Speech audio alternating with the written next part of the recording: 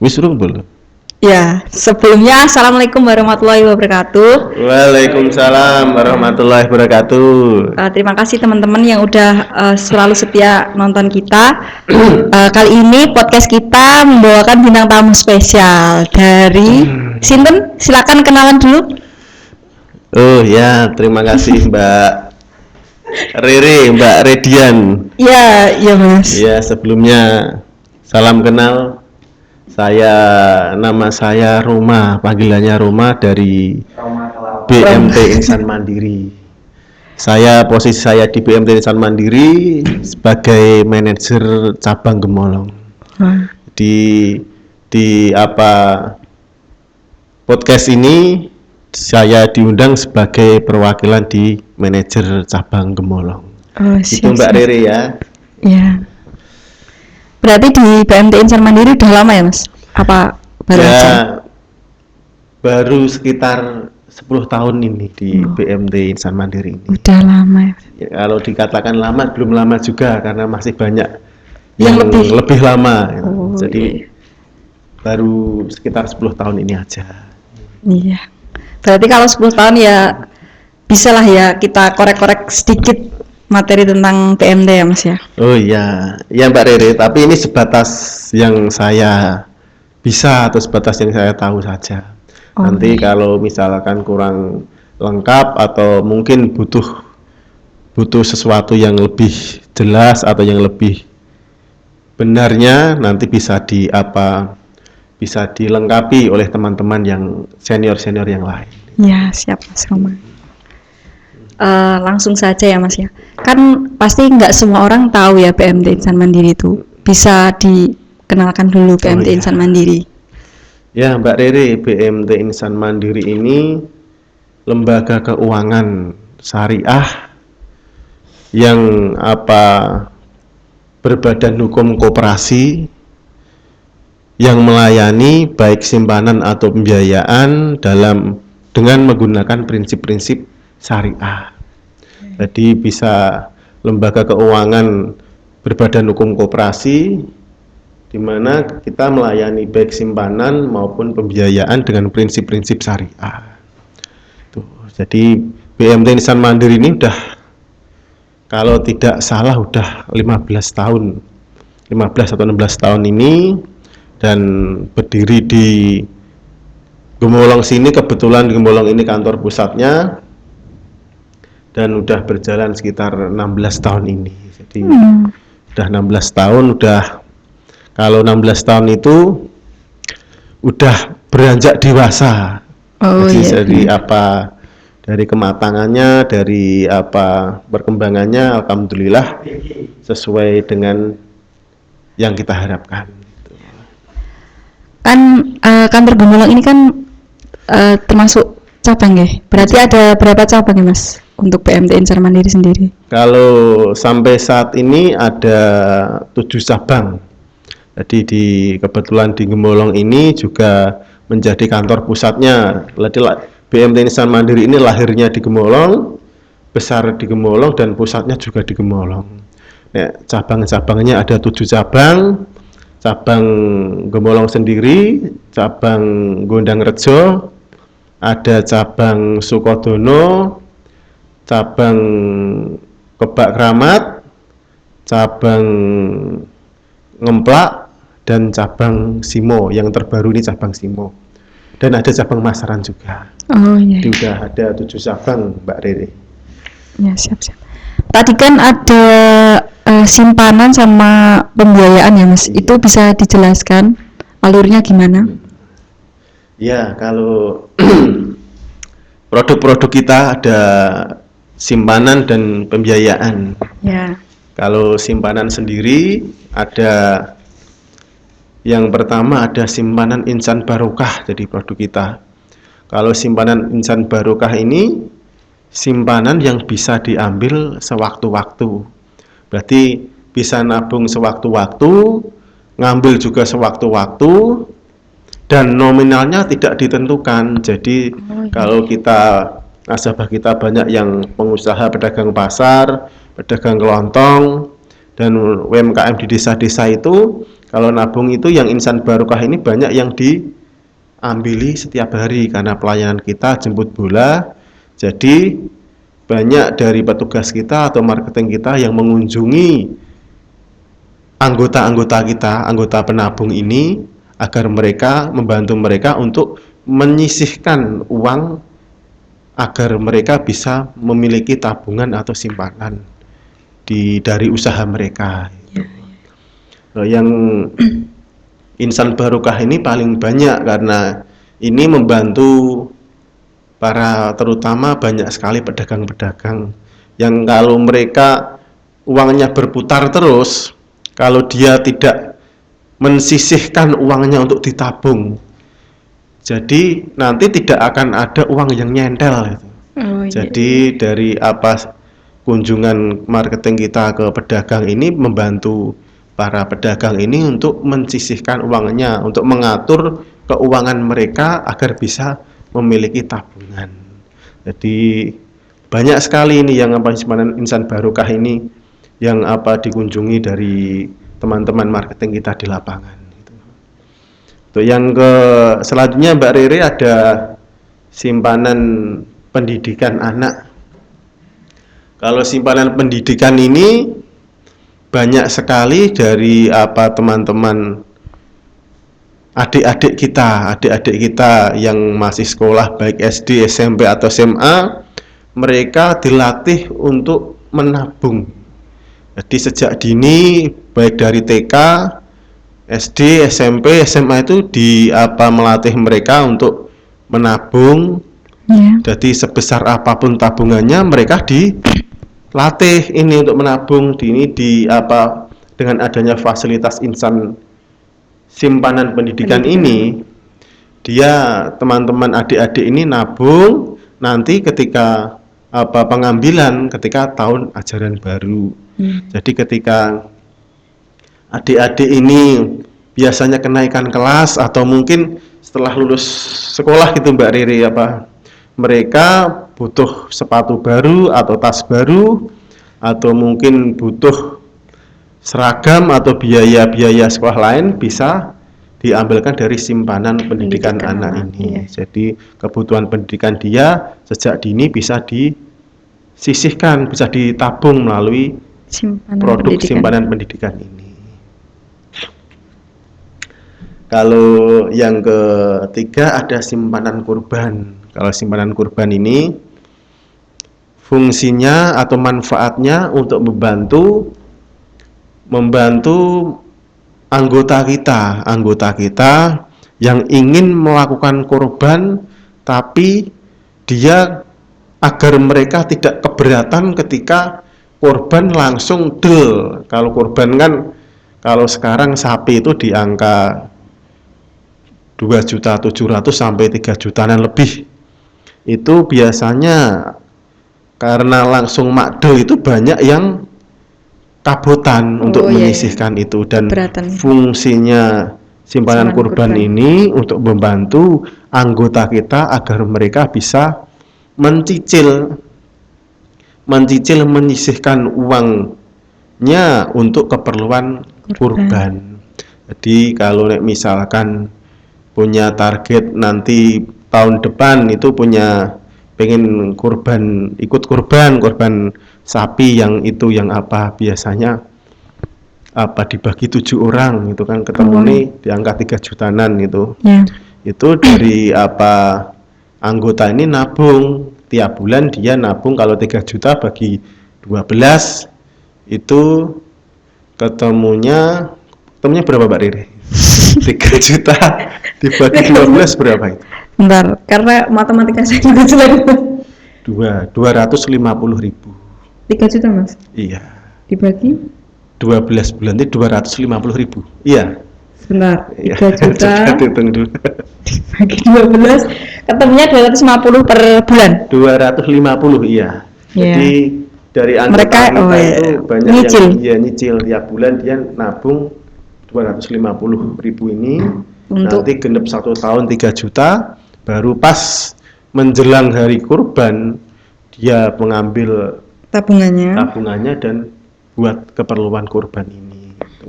Karena semakin hari kebutuhan anggota dan semakin hari tren kurban ini semakin naik gitu.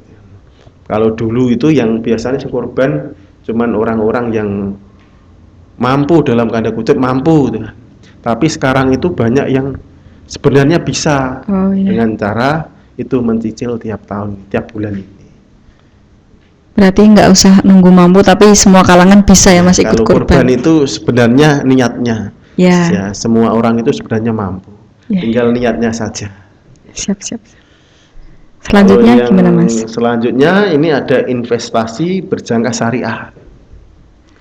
Kalau investasi berjangka syariah ini lebih mudahnya seperti deposito.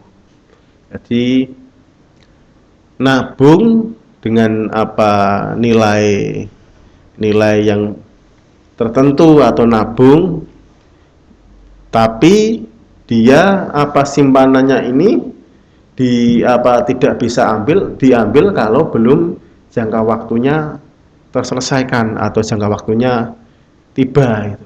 Berarti seperti deposito. Jadi bisa 3 bulan, bisa 6 bulan, bisa 1 tahun.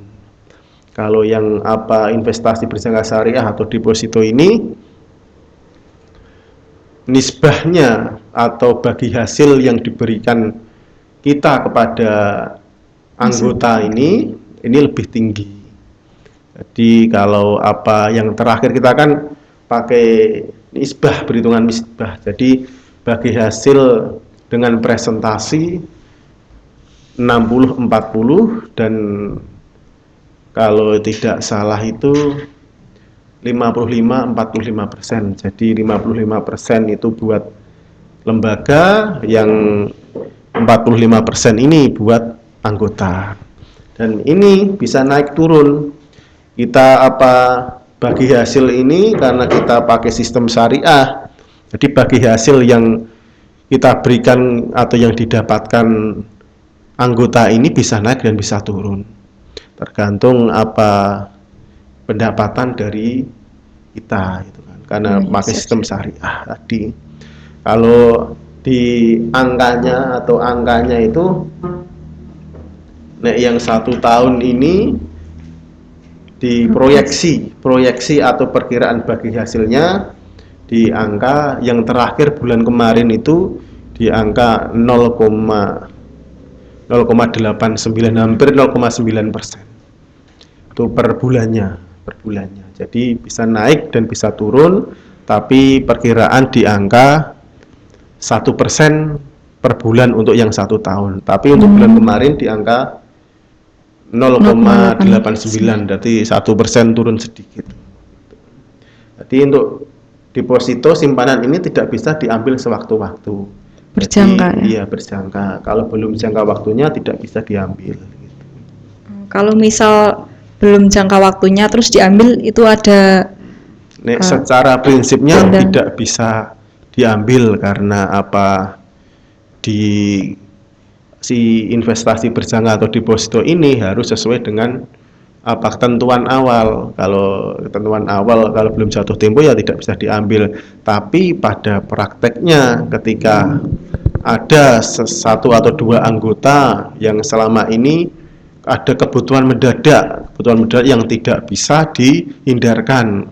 Mungkin si anggota ini terkena musibah atau terkena kebutuhan, kan tidak tahu kan keadaan seseorang itu seperti apa. Kalau mungkin kena musibah dan butuh biaya, dan itu kan tidak bisa dihindarkan. Biasanya itu ketemu langsung dengan kita rembukan. Kalau memang itu dia kebutuhan mendesak yang tidak bisa dihindarkan, nanti ya itu kebijakan dari manajemen untuk bisa atau tidaknya diambil itu. Jadi ya kita secara ketentuan tidak bisa diambil, tapi ya kita harus memahami keadaan anggota ini seperti apa gitu. Jadi pada prinsipnya ketentuannya ini kalau belum jangka waktunya itu belum bisa diambil. Tuh, ini banyak yang investasi berjangka syariah ini diambil seperti guru, pak guru, bu guru itu banyak yang deposito karena mereka memiliki dana banyak tapi dia tidak bisa tidak Bisa bisa mengelola. mengelola gitu. Beda kalau pengusaha punya dana, mereka buat puter untuk modalnya, kita kembangkan untuk modal. Tapi kalau seperti Pak Guru, Bu Guru ini kan mereka tidak bisa itu mengelola atau mungkin buat usaha itu dia tidak bisa, makanya dia memilih untuk deposito atau ikut investasi berjangka syariah ini di kita. Untuk selanjutnya ada simpanan Insan Sejahtera atau Intera.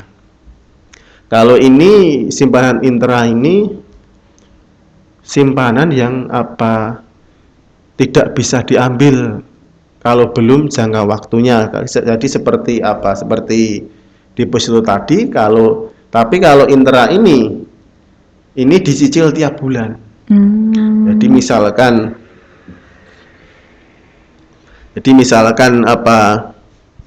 ikut Intera sebulan misalkan 100.000 gitu ya, itu kalau mereka diambil jangka waktu 1 tahun, berarti tiap bulan dia 100.000 selama 1 tahun. Jadi selama 1 tahun ini dia tidak boleh diambil sampai jatuh tempo 1 tahun. Dia punya kewajiban untuk mengisi simpanannya sesuai dengan ketentuan di awal. Berarti kalau 100.000 ya 100.000 selama 1 tahun, nanti ketemu nilai saldo pokoknya berapa. Kalau 100.000 1 tahun ini berarti saldo pokoknya 1.200.000, dan itu ada bagi hasil dari kita sesuai dengan nisbah yang ditetapkan di awal. Itu kalau Intera ini. Jadi kalau pengen menabung tapi tidak pengen punya deposito tapi tidak bisa langsung bleng, itu bisa ikut Intera ini. Itu Mbak Riri dari produk-produk simpanan kita. Oh iya. Kalau untuk pembiayaan nih Mas, gimana? Kalau di kita selain ada produk simpanan juga ada produk pembiayaan. Kalau pembiayaan ini di kita ada pembiayaan, kalau kita kan syariah, jadi yang membedakan kita dengan konvensional ini yang paling utama adalah proses transaksinya. Oh, transaksinya. Jadi kalau di konvensional itu yang menjadi objek transaksi uangnya, kalau di syariah itu tidak boleh, objek transaksinya itu tidak boleh uangnya. Jadi perbedaan yang paling mendasar antara kita dengan konvensional adalah proses transaksinya yang berbeda. Untuk yang pertama, produk kita dari pembiayaan ada pembiayaan murabahah. Pembiayaan murabahah ini pembiayaan dengan prinsip jual beli. Jadi paling banyak ini Mbak Riri di kita proses jual beli ini. Kebanyakan dari kita itu jual beli untuk pembiayaan kendaraan bermotor. Jadi kebutuhan kendaraan bermotor ini di masyarakat itu semakin hari semakin banyak, dan kita yang paling banyak untuk pembiayaan ini kendaraan bermotor ini. Ini biasanya kalau tahun ajaran baru itu banyak sekali untuk pembelian kendaraan bermotor ini karena kebutuhan akan sekolah. Sekarang semakin hari semakin banyak tidak banyak yang menggunakan kendaraan umum. Jadi anak-anak SMP, SMA itu udah pakai kendaraan sendiri semua. Dan ini membantu para orang tua untuk memenuhi kebutuhan akan kendaraan ini. Yang kedua ini ada produk pembiayaan mudharabah. Mudharabah ini bagi hasil. Bagi hasil maksudnya ketika si anggota kita mengajukan pembiayaan dengan keperluan untuk modal usaha, itu kalau sesuai dengan pembiayaan mudharabah ini nanti kita tentukan bagi hasilnya dari kita sebagai pemodal dan si anggota ini sebagai yang menerima modal dan sebagai yang menjalankan usahanya. Ketika dia menjalankan usahanya nanti ketemu laba berapa, lah dari laba ini nanti prosentasenya untuk kita berapa, untuk si yang anggota ini tadi berapa. Jadi kita pemodal yang melaksanakan usahanya nanti anggota kita, dan nanti dari usaha itu hasilnya berapa kita bagi antara kita sebagai pemodal dan dia sebagai yang menjalankan usahanya. Yang mudharabah Mbak Rere. Berarti untuk pengembaliannya ini tergantung keuntungannya, Mas? Iya, tergantung keuntungan dari usahanya yang dijalankan. Jadi tiap bulan nanti bisa berbeda-beda yang setorkan nasabah atau anggota ini kepada kita. Dia karena memang usaha ini tiap bulan hasilnya kan berbeda-beda. Jadi yang disetoran kita juga berbeda-beda sesuai dengan hasil dari usahanya si anggota ini. Itu Mbak Rere. Siap. Terus yang ketiga ini ada pembiayaan ijarah. Kalau ijarah ini sewa menyewa atau kebanyakan ini untuk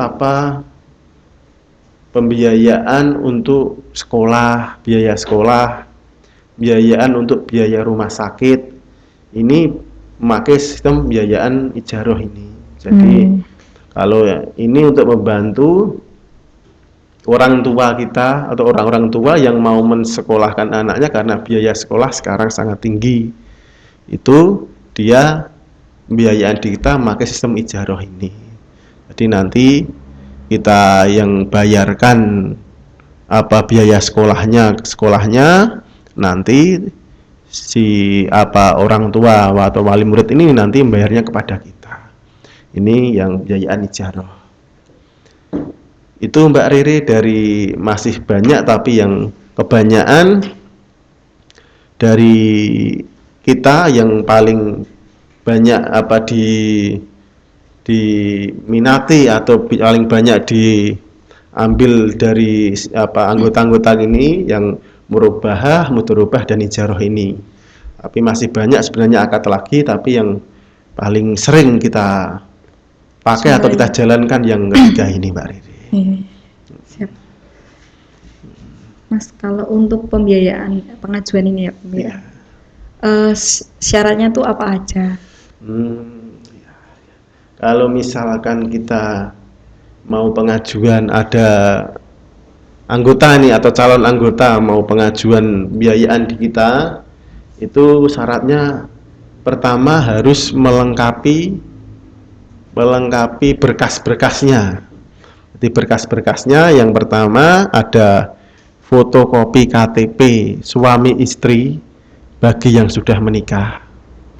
Terus ada fotokopi KK, terus fotokopi surat nikah, terus fotokopi jaminan. Kalau jaminannya BPKB berarti fotokopi BPKB dan STNK. Kalau jaminannya sertifikat berarti fotokopi sertifikat dan PBB-nya. Jadi itu berkasnya. Dan kalau dia karyawan berarti harus melengkapi dengan slip gaji. Itu nanti berkasnya dilengkapi, bawa ke kantor. Setelah berkas lengkap nanti baru ada tahapan selanjutnya dari kantor. Oh iya. Nah, untuk menanggulangi nasabah-nasabah yang macet tuh gimana ya? Sebenarnya untuk sebenarnya nasabah anggota pembiayaan, kalau di kita koperasi itu menyebutnya anggota, Mbak. Oh, anggota Ya, berarti anggota simpanan ini memang itu sesuatu yang sangat mungkin terjadi nasabah ketika anggota pembiayaan ini ketika melakukan angsuran dia ada mungkin 1-2 yang tidak lancar karena berbagai masalah di sana, di luar sana. Kalau di kita itu ada teman-teman marketing, teman-teman di lapangan itu selalu melakukan pendampingan. Jadi ketika sebulan terus ketika keadaan si anggota itu seperti apa, itu biasanya dari kantor itu ada kunjungan ke si anggota ini. Terus di sana kita cari tahu dulu. Jadi kita tanya dulu si anggota ini kenapa kok angsurannya tidak lancar atau tidak ada masalah apa kok angsurannya tidak lancar. Jadi dari situ kita tahu masalahnya apa kok sampai tidak lancar. Kita cari tahu dulu. Jadi di sana kita ada pendekatan secara emosional di sana. Setelah kita tahu permasalahannya dan itu kalau angsuran tidak lancar dari anggota ini kita pandang sebagai masalah kita bersama, maksudnya juga masalah si anggota juga masalah kita. Berarti kalau kita duduk bersama seperti itu akan ada solusi yang tengah-tengahnya. Jadi kita juga membantu si anggota ini dari kendala tadi seperti apa kok tidak lancar, jadi kita cari solusi bersama. Jadi kita sering melakukan pendekatan secara emosional. Cari jalan tengah ya Mas ya. Jalan tengah. Oke, karena udah bicara PMT Insan Mandiri udah banyak banget ya. Sekarang Mas, kritik, saran sama harapannya ke depan PMT Insan Mandiri itu kayak apa? Harapan saya pribadi atau kita untuk PMT ini tentunya sebaik-baiknya orang adalah yang bermanfaat untuk orang lain. Jadi harapan kami PMT ini semakin memberikan kemanfaatan untuk orang-orang banyak di luar sana. Jadi PMT Insan Mandiri menjadi solusi bagi permasalahan orang-orang di luar sana dan kita memberikan solusi untuk mereka. Itu Mbak Rere harapan kita. Jadi semakin bermanfaat untuk orang banyak. Oh ya. Kayaknya udah dulu ya Mas, karena udah cukup rinci dan jelas. Terus sudah memakan banyak waktu juga ya. Terima kasih udah meluangkan waktu. Ya, siap Mbak Riri. Ya. Ada yang mau disampaikan lagi? Udah. Sama teman-teman? Udah. Cukup kayaknya. Udah cukup ya. Dari saya itu dulu. Apabila ada kurangnya saya mohon maaf. Wassalamualaikum warahmatullahi wabarakatuh. Waalaikumsalam.